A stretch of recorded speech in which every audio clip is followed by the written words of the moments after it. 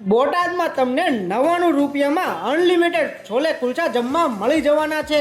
જી હા, ટૂંક જ સમયમાં બહુ મોટી નામના મેળવી છે। હું વાત કરું છું શ્યામ છોલે કુલચા, જે આવેલ છે પ્રિઝમ પ્લેયર્સ ક્રિકેટ બોક્સમાં। કેમ છો Botad? At this time media પ્લેટફોર્મમાં આપનું હાર્દિક સ્વાગત છે।